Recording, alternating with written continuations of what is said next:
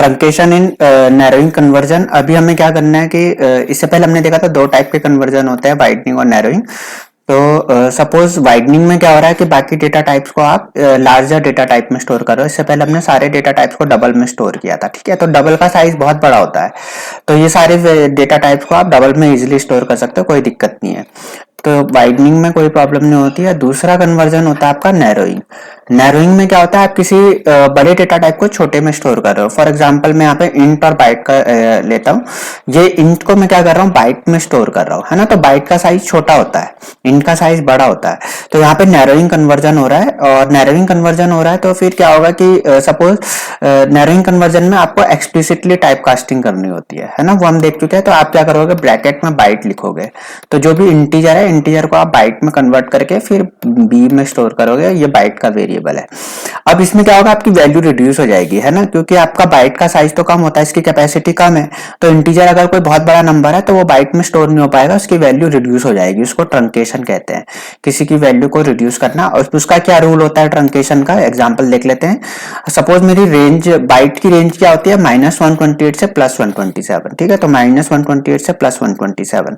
और इंटीजर तो इंटीजर की रेंज तो बहुत बड़ी होती है, 65,000 समथिंग तक कुछ होती है। अब सपोज मैं इस रेंज के बाहर कोई नंबर अगर बाइट में स्टोर करना चाह रहा हूँ, ठीक है।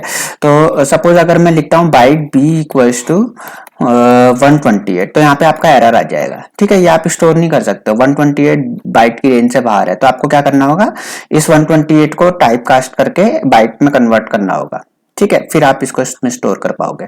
तो 128 को सपोज बाइट में स्टोर करना है, तो अब इसकी वैल्यू क्या होगी, ये 128 आपका 128 स्टोर नहीं होगा, इसकी वैल्यू रिड्यूस हो जाएगी, ठीक है। इस रेंज के बीच में कैसे रिड्यूस होती है, सर्कुलर वे में। फॉर एग्जांपल 127 इसकी मैक्सिमम वैल्यू स्टोर हो सकती है बाइट में मैक्सिमम वैल्यू 128।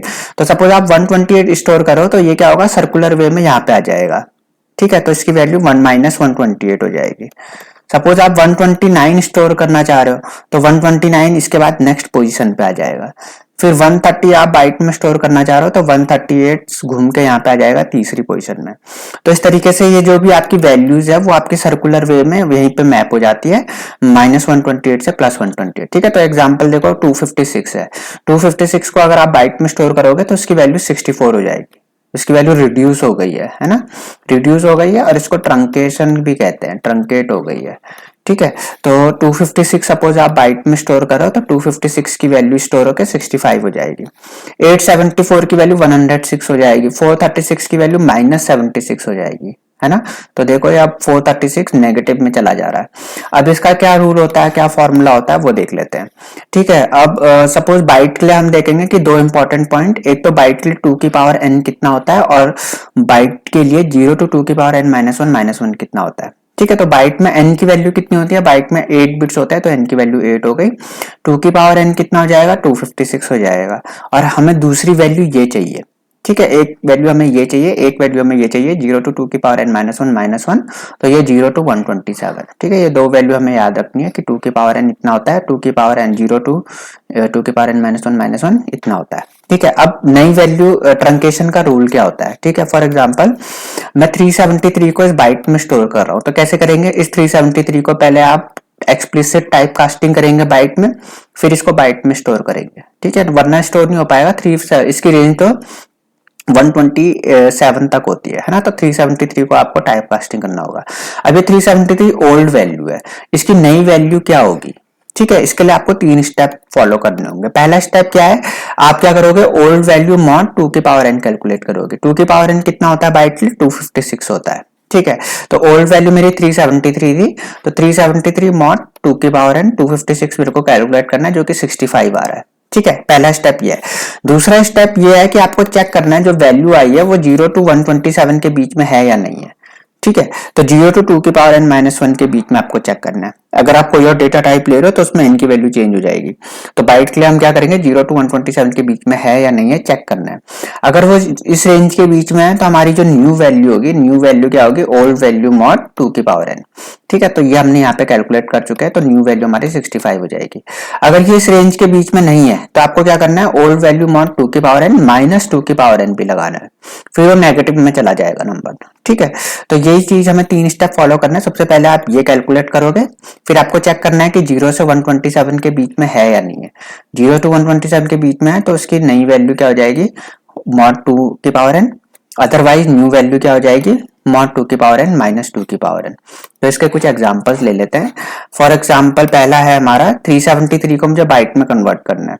ओके 373 बाइट में कन्वर्ट करोगे तो आप इसको पहले टाइप कास्ट करोगे, फिर ये बाइट में स्टोर होगा। अब इसकी नई वैल्यू क्या हो जाएगी, b को अगर मैं प्रिंट करूंगा तो 373 प्रिंट नहीं होगा, 65 प्रिंट होगा। कैसे, सबसे पहला स्टेप मैंने क्या कहा था, मॉड 2 की पावर n मॉड 256 आपको कैलकुलेट करना है। पहला स्टेप आपने कैलकुलेट कर लिया। दूसरा स्टेप आपको चेक करना है कि 0 से 127 के बीच में है या नहीं है, तो फिर आपकी न्यू वैल्यू क्या हो जाएगी, मॉड 256। मॉड 256 कितना होता है, 65 होता है। ओके तो ये आपने तो इसकी बी आप प्रिंट करोगे तो यहाँ पे 65 प्रिंट होगा। दूसरा एग्जांपल लेते हैं 436। सपोज मुझे चेक करना है 436 की न्यू वैल्यू क्या होगी, तो 436 बाइट में स्टोर नहीं हो सकता है। आप क्या करोगे, 436 को टाइप कास्टिंग करोगे, फिर बाइट में स्टोर करोगे। अब इसकी नई वैल्यू क्या होगी, बी को अगर मैं प्रिंट करूंगा तो क्या प्रिंट होगा, बी की वैल्यू क्या प्रिंट होगी। तीन स्टेप है, पहले आपको मॉड 256 कैलकुलेट करना है। मॉड 256 180 आता है। दूसरा स्टेप है आपको चेक करना है कि 0 से 127 के बीच में है या नहीं है। तो ये 0 से 127 के बीच में नहीं है, तो आपको न्यू वैल्यू क्या हो जाएगी, न्यू वैल्यू आपकी हो जाएगी मॉड 256 माइनस 256। ठीक है, तो आपको माइनस भी करना है यहाँ पे। तो मॉड 256 माइनस 256 आपकी न्यू वैल्यू हो जाएगी माइनस 76। ठीक है, तो यहाँ पे अगर आप बी को प्रिंट करोगे तो माइनस 76 प्रिंट होगा। 436 आपका माइनस 76 बन जाएगा। नेक्स्ट है आपका ठीक है, तो ये क्यों हो रहा है, क्योंकि आपका जो बाइट होता है, ठीक है, मैंने पहले ही बताया था, बाइट आपका माइनस 128 से प्लस 127 तक होता है। ठीक है, इसके बाहर आप जो भी वैल्यू है वो सर्कुलर वे में इसी के अंदर आ जाएगी, है ना। तो सपोज हम यहाँ पे क्या स्टोर कर रहे थे, यहाँ पे हम कर रहे थे 436 को, है ना। 436 हम स्टोर करना चाह रहे थे बाइट में, तो 436 मैप होकर यहाँ पे सर्कुलर वे में मैप होकर माइनस 76 पे आ जाता है, तो इसलिए इसकी वैल्यू माइनस 76 प्रिंट होगी। अगला एग्जांपल ले लेते हैं। सपोज मुझे 874 को बाइट में स्टोर करना है, तो आप क्या करोगे, टाइप कास्ट करके बाइट में स्टोर करोगे। बी की वैल्यू क्या प्रिंट होगी, पहला स्टेप है आपको मॉड 256 कैलकुलेट करना है, 106 होता है। फिर आपको चेक करना है कि 0 से 127 के बीच में है। ठीक है, तो न्यू वैल्यू क्या हो जाएगी, मॉड 256 हो जाएगी। अगर इस रेंज में नहीं होता तो आपको मॉड 256 माइनस 256 भी करना होता है। ठीक है, 256 लेकिन अभी इस रेंज में है तो आप माइनस 256 नहीं करोगे, इसका आंसर आ जाएगा 106। नेक्स्ट है मॉड 755 को आपको बाइट में स्टोर करना है। पहला स्टेप आपको क्या करना है, मॉड 256 कैलकुलेट करोगे 243 होता है। दूसरा स्टेप आपको चेक करना है 0 से 256 के बीच में है नहीं है, 127 के बीच में नहीं है। ठीक है, अगर इस रेंज में नहीं होगा तो आपको क्या करना है, मॉड 256 माइनस 256 कैलकुलेट करना है, तो इसका आंसर आ जाएगा माइनस 13। ठीक है, तो यहाँ पे बी की वैल्यू क्या प्रिंट होगी, माइनस 13 प्रिंट होगी। तो इस तरीके से आपकी वैल्यू ट्रंकेट होती है। ठीक है, अगर आप किसी लार्जर ट्रंकेट किस केस में होती है, नैरोइंग कन्वर्जन में होती है सिर्फ। अगर आप किसी लार्जर डेटा टाइप को स्मॉलर में कन्वर्ट कर रहे हो, लार्जर को स्मॉलर में कन्वर्ट कर रहे हो, तो ऑब्वियसली आपकी जो है वैल्यू ट्रंकेट हो जाएगी, क्योंकि स्मॉलर डेटा टाइप के पास उतनी कैपेसिटी नहीं है। ओके, और उस नई वैल्यू, न्यू वैल्यू आप कैसे कैलकुलेट करोगे, ये तीन स्टेप हमने फॉलो करने और इससे आप कैलकुलेट कर सकते हो।